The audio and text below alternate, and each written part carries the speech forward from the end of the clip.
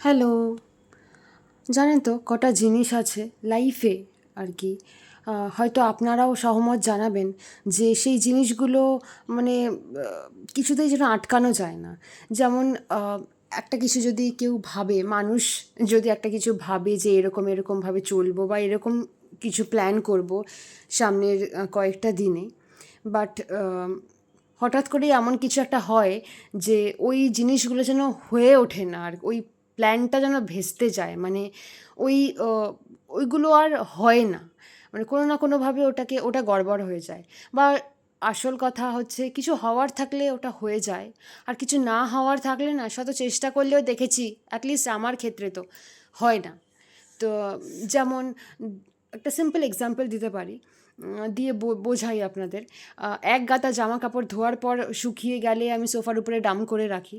ভাবি যে প্রত্যেকবারই ভাবি যে শুকিয়ে গেলেই ওগুলো সঙ্গে সঙ্গে ভাঁজ করে তুলে দেবো যাতে না জমে, কিন্তু অ্যাকচুয়ালি সেটা আর হয় না, জমতে থাকে।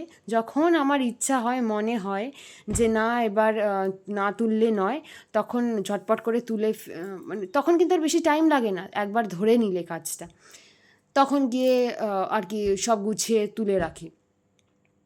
তার আগে কিছুই হয় না, মানে যখন যেটা হওয়ার না সেটাই হবে, শত চেষ্টা করলেও যে শত টাইম ম্যানেজ করার কথা ভাবলেও বা প্ল্যান করলেও সেটা যেন হয় আর না।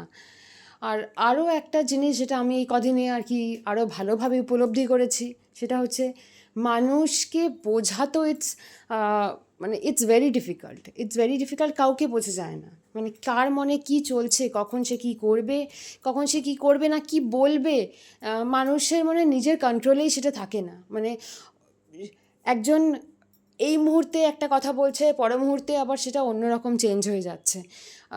অ্যাজ অ্যান অডিয়েন্স বা অ্যাজ অ্যান অবজারভার নিজেকে মাঝে মাঝে হতবাক লাগে যে এইগুলো কি হলো, কেন হলো, মানে এগুলো তো না হলেও পারতো, এর রিপারকেশনে যেই জিনিসগুলো হলো সেটা হয়তো নাও হতে পারতো যদি আগের জিনিসটা না হতো। মানে আই আই আমি জানি না কতটা আমি আপনাদের বোঝাতে পারছি, বাট